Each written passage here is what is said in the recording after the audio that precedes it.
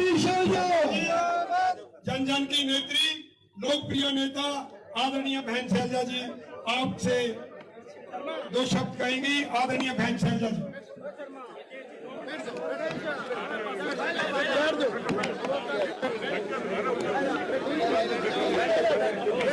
बहुत बहुत धन्यवाद इंद्र जैन जी। बचपन से आप यही काम कर रहे हो, मेरे पिताजी के समय से। बहुत बहुत धन्यवाद। हमारे डॉक्टर केवी सिंह जी, हमारे विधायक नौजवान अमित सिहाग जी, हमारे पूर्व सांसद चरणजीत जी रोडी, हमारे पूर्व विधायक भाई रणधीर जी धीरा, पंजाब से आए हमारे साथी पूर्व मंत्री डॉक्टर महेंद्र सिंह रेणवा जी, यहाँ पर उपस्थित हमारे सभी साथीगण, जग्गा जी, छोटे भाई संजय जी, सभी नाम आप पार्टी से हमारे साथी कुलदीप गदराना जी, कुलदीप बांबू जी, बहन पूनम जी, कम्युनिस्ट पार्टी से कॉमरेड जगदीश जी, और यहाँ उपस्थित हमारे सभी सम्मानित साथीगण। मैं नाम इसलिए नहीं ले रही क्योंकि हमारे पुराने वरिष्ठ साथी भी साथ हैं और नौजवान ऊर्जावान।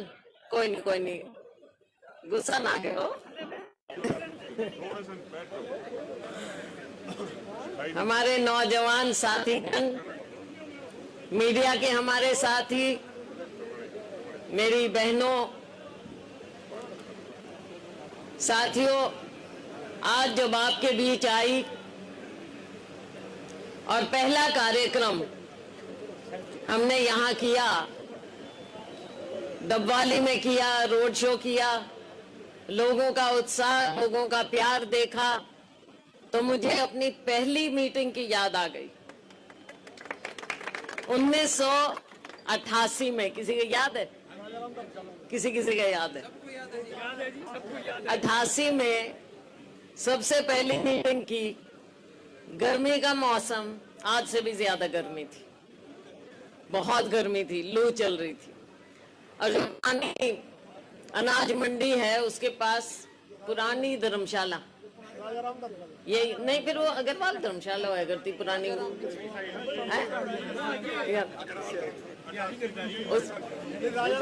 नहीं तो फिर पुरानी धर्मशाला सीगी ऐसे सी। चलो जो भी थी भाई, पुरानी धर्मशाला थी। हाँ, तो वर्कर भी खड़े ने,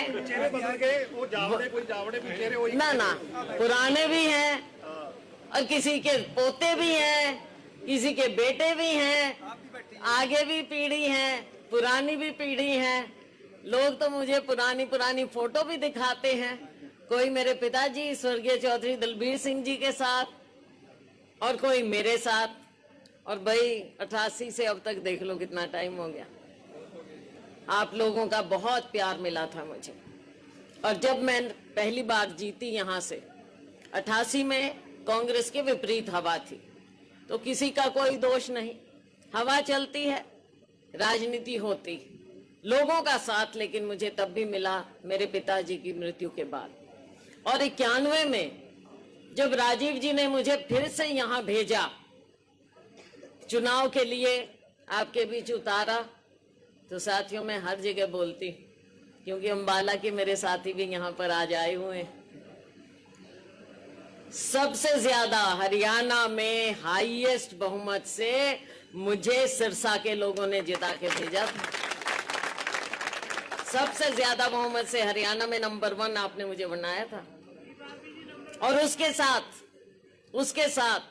96 में फिर चुनाव आया बैक टू बैक। और उस चुनाव में भी भाई हम 2 सीट ही जीते थे उस टाइम। एक हुड्डा साहब जीते थे और एक मैं जीती थी, और ज्यादा वोटों से आपने मुझे जिताया था उस टाइम। और साथियों उसके बाद मैं अंबाला गई, पार्टी का हुक्म हुआ, अंबाला में मुझे भेजा, और मैं बिल्कुल नहीं थी अंबाला में। और आप में से बहुत से साथी उस समय मेरी मदद के लिए अंबाला में आए, जैसे आज अंबाला के लोग यहाँ आए हुए हैं, बहुत से साथी वहां पहुंचे। और उस समय भी अंबाला के लोगों ने मुझे हरियाणा में हाईएस्ट मार्जिन से जितवाया था, अंबाला के लोगों ने भी। तो साथियों, समय का चक्र होता है, समय करवट लेता है, हालात बदलते हैं। और आज भी अंबाला के लोगों का प्यार मुझे बहुत मिला।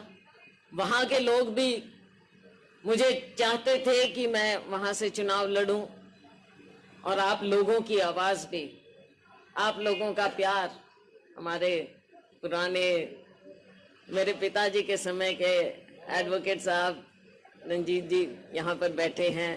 देखो इतनी गर्मी में इनसे चला नहीं जाता, फिर भी यहाँ पे इनका प्यार, इनका आशीर्वाद हमारे प्रति इनको लेके आए।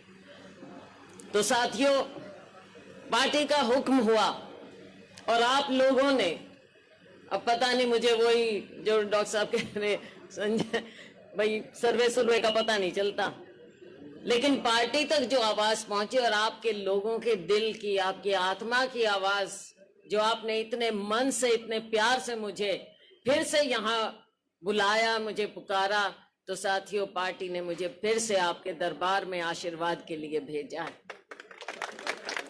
और आप लोगों के जब मैं चेहरे देखती हूं, और 3-4 दिन से मैंने कहा मैं सिरसा तब तक नहीं आऊंगी जब तक मेरे नाम की पार्टी घोषणा ना कर दे। मुझे मालूम था मुझे पार्टी यहाँ भेजेगी, लेकिन मैंने कहा मैं हिसार में बैठ के साथियों से मिलूंगी। बहुत से साथी आए हिसार, मुझे मिलकर पिछले 4-5 दिन से मिल रहे हैं। तो साथियों, ये लड़ाई, मीडिया की बातें और सब बातें, सर्वे सब अलग अलग जो भी, और जैसा डॉक्टर साहब कह रहे थे भाई, ये तो हमारे यहाँ के लोकल मीडिया की बात अलग होती है, और हमारे, मैं कहूंगी जो नेशनल मीडिया भी है ना डॉक्टर साहब, नेशनल मीडिया के जो हमारे साथी हैं, मीडिया पर्सन हैं, वो सच्चाई दिखाना चाहते हैं, लेकिन हाँ मालिक नहीं दिखाने देते, मालिक नहीं दिखाने देते। रोज पर्ची आ जाती है, भाई आज ये स्टोरी दिखानी है, देश में उसका कोई वास्ता हो ना हो, पर वो स्टोरी सारे दिन दिखा देंगे। लोग सोचेंगे ये हो क्या रहा है, कहीं बड़ी आपदा, लद्दाख में हजारों लोग सड़क पे निकले, मणिपुर जल रहा, वो नहीं दिखाना ना, वो नहीं दिखाना। हाँ, माननीय प्रधानमंत्री जी कहीं गए हैं या कोई इनके गए हैं, वो जरूर सारे दिन दिखाए जाएंगे, विदेशों की यात्राएं दिखाए जाएंगे।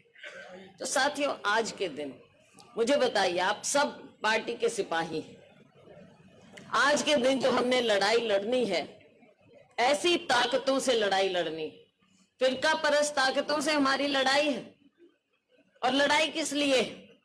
लड़ाई हमारी व्यक्तिगत लड़ाई नहीं, आप लोगों की व्यक्तिगत लड़ाई नहीं है। आप कांग्रेस पार्टी के सिपाही हैं, हमारे आप पार्टी के सिपाही, हमारे कम्युनिस्ट पार्टी के सिपाही हैं, इंडिया गठबंधन है। तो ये आपकी निजी लड़ाई नहीं, ये लड़ाई हम लड़ रहे हैं, विचारधारा की लड़ाई। ये हम लड़ाई लड़ रहे हैं, अपने लोगों की लड़ाई, लड़ाई हम लड़ रहे हैं, लोकतंत्र को बचाने की लड़ाई, लड़ाई हम लड़ रहे हैं। जो सबसे पीछे मेरा सबसे गरीब मजदूर भाई खड़ा होता है, जिसको आगे आने की जगह नहीं मिलती, आज वो मजदूरी के लिए तरसता है, हमने उसकी लड़ाई लड़नी। मेरा ये गरीब किसान जो इतनी मेहनत करता है, गर्मी में, धूप में, बारिश में, 4 बजे उठ के जाता है पानी लगाने, क्या मांगता है? एमएसपी।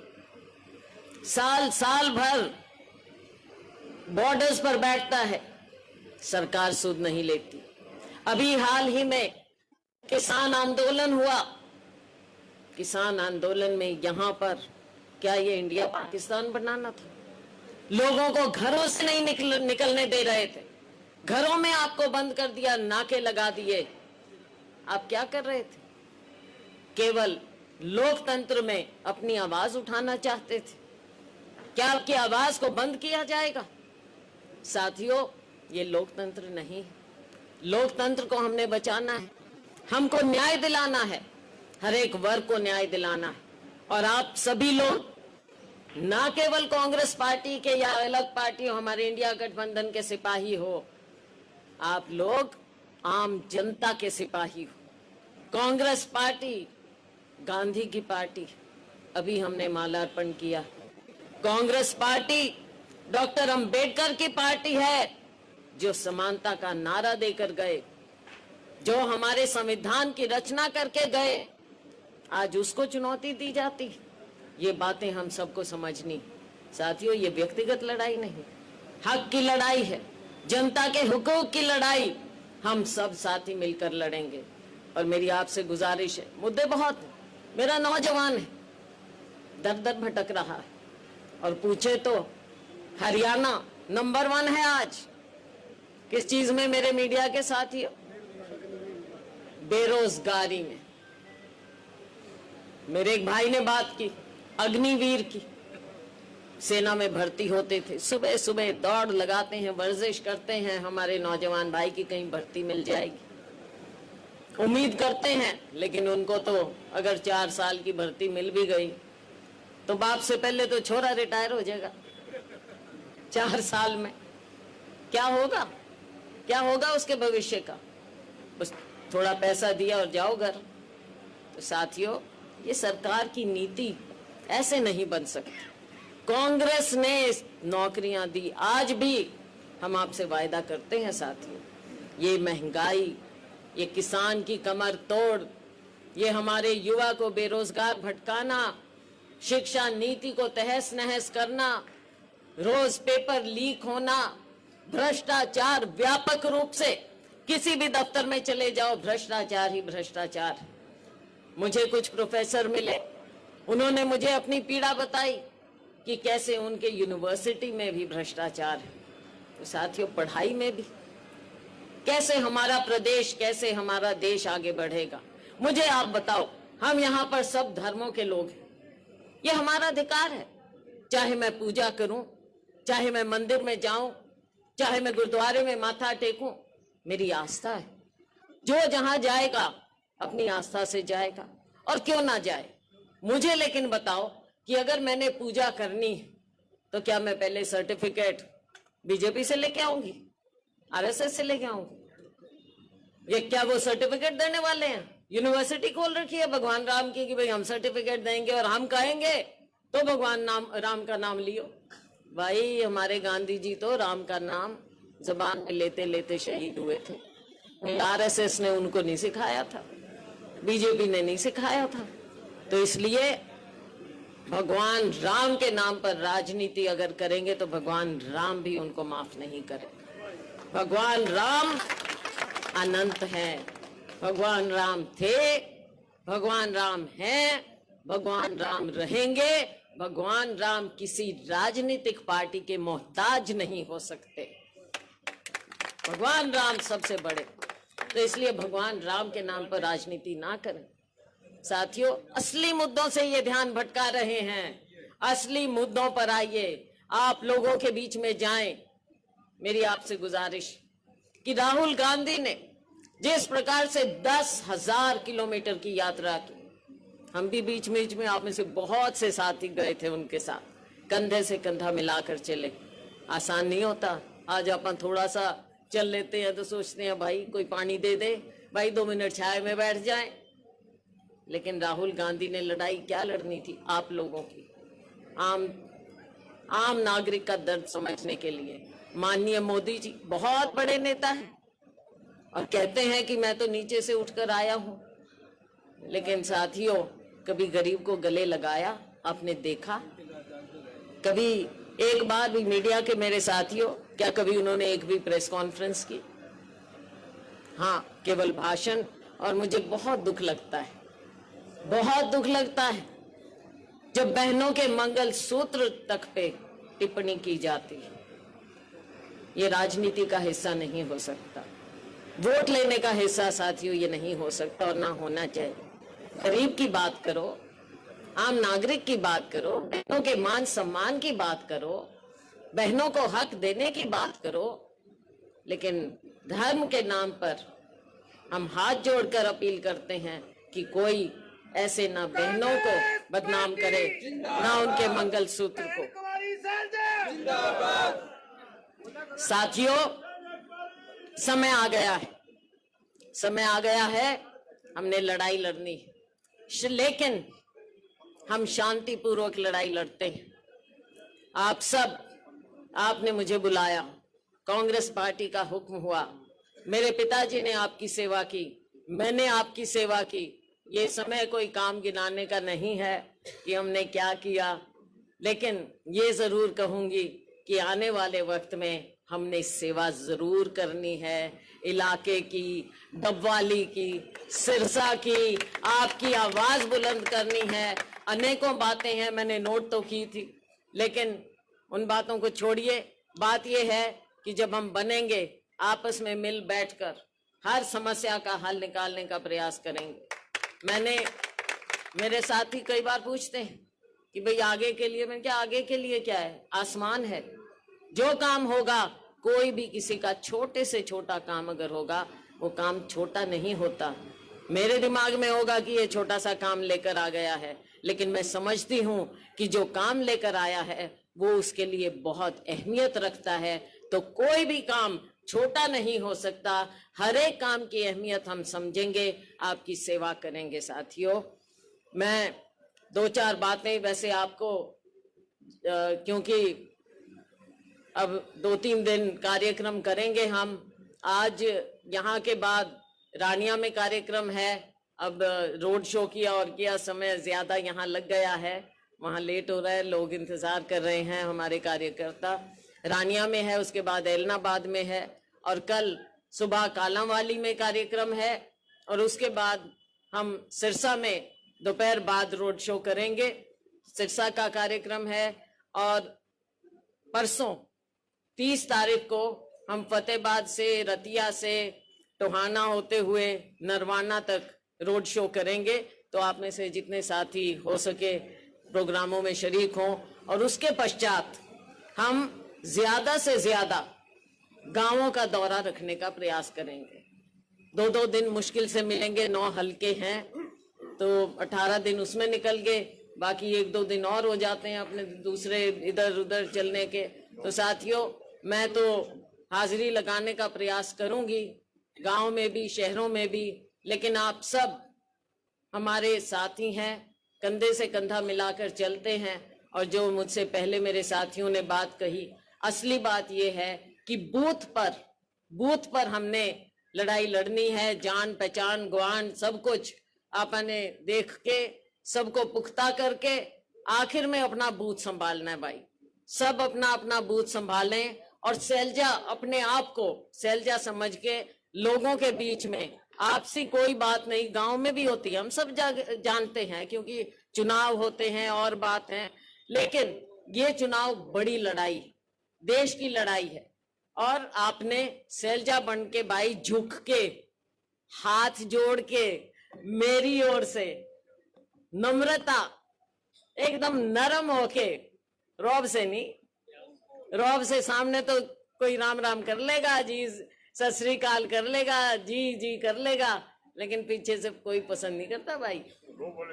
रौब वाला जमाना गया, अब हमको झुक के, और मेरी ओर से खास तौर से प्लीज झुक के, नरम होके वोट मांगना, मेरे लिए मांगना, कांग्रेस के लिए, विचारधारा के लिए, अपने हक के लिए लड़ाई लड़ना। और खास तौर से मेरी सबसे गुजारिश है नौजवानों से कि बहनों से जरूर अपील करना मेरे लिए। कई बार आप बहनों को भूल जाते हो, घर में जाके हाजिरी लगा दी भाई। तो चुनाव अब शुरू हो जाएगा, 1 तारीख को मैं नामांकन कर दूंगी, और उसके बाद सारा मटेरियल जो हमारा ये 5 न्याय का मटेरियल है, ये आप सब तक पहुंचा देंगे, ताकि आप ये मटेरियल लेके घर घर तक जाएंगे, लोगों के हाथ में ये पर्चा देंगे। और 5 न्याय के बारे में, 5 न्याय हैं जिसमें 25 गारंटी हैं।